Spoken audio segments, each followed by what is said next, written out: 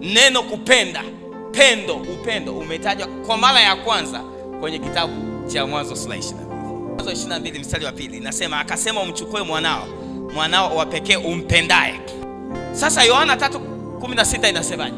Kwa maana jinsi hii Mungu aliupenda ulimwengu hata akamtoa mwanae wa pekee, ili kila muamini asipotee bali awe na uzima milele. Mungu akaupenda ulimwengu. Kwa hiyo neno kupenda linaanza katika kitabu cha Mwanzo, linauishwa katika kitabu cha Yohana. Na kitabu cha Mwanzo ndio neno mwanzo limetajwa, na kitabu cha Yohana ndio neno mwanzo limetajwa. Hapo mwanzo Mungu aliziumba mbingu na nchi, nayo nchi ilikuwa ukiwa tena utupu. Kitabu cha Yohana anasema, hapo mwanzo kulikuwako na neno, naye neno alikuwa kwa Mungu, naye neno alikuwa Mungu. Pasipo huyu hakuna chochote kilichofanyika. Naye neno alivaa mwili, akaja akakaa kwetu, nasi tukaona utukufu kama mwana wa pekee. Mwana pekee. Katika Mwanzo tumeona mwana pekee. Ukunizuilia mwana pekee. Hakuna upendo bila kutoa. Kule tunaona anamtoa mwana pekee. Katika Yohana tunaona pia anatoa mwana wa pekee. Love and giving is inseparable. Upendo na kutoa hauwezi kuvitofautisha. Kama unapenda utatoa. Unatoa nini? Dalili ya kuwa unampenda Mungu ni hali yako ya utoaji, sio maombi. Wewe omba tu asubuhi, mchana hadi jioni, pinduka na sarakasi. Lakini kama sio mtoaji, wewe huwezi kumpenda Mungu. Tazame jirani yako, mwambie na wewe umo. Mwambie unapenda kwa neno au kwa tendo.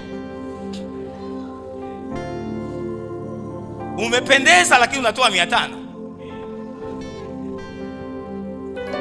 Una kiatu cha 1000 lakini unatoa buku. Na uone hata aibu. Kwa ujasiri kabisa unakuja mbele ugome. Alafu tukisema sasa pastor yule jamani anataka sadaka. Kwa sababu Biblia haijasema unijaribu kwa kuimba.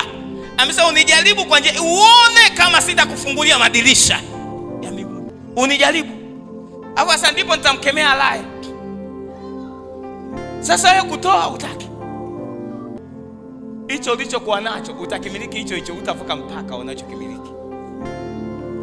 Mungu anataka kukupeleka viwango lakini umeshikilia.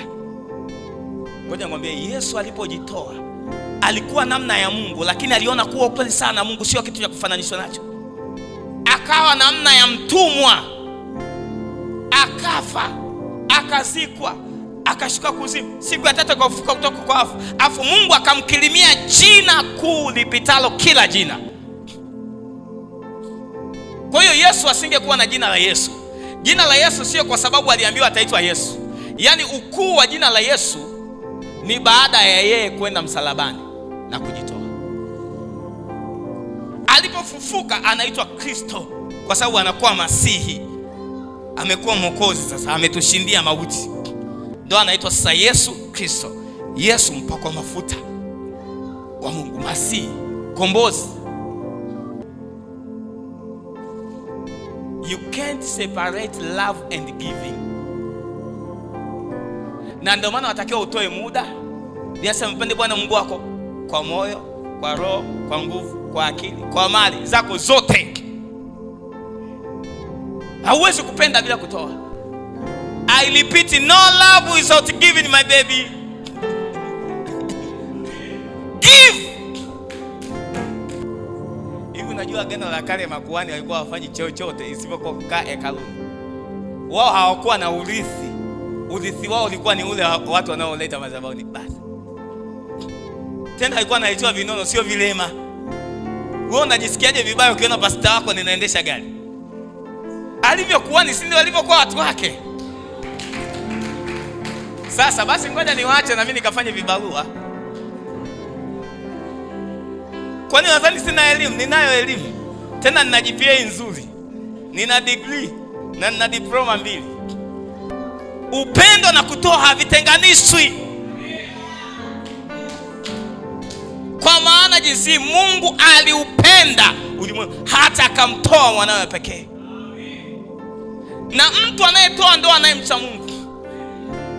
Alimwambia Ibrahimu, sasa ninajua ya kuwa unanicha, maana hukunizuilia mwanao wa pekee.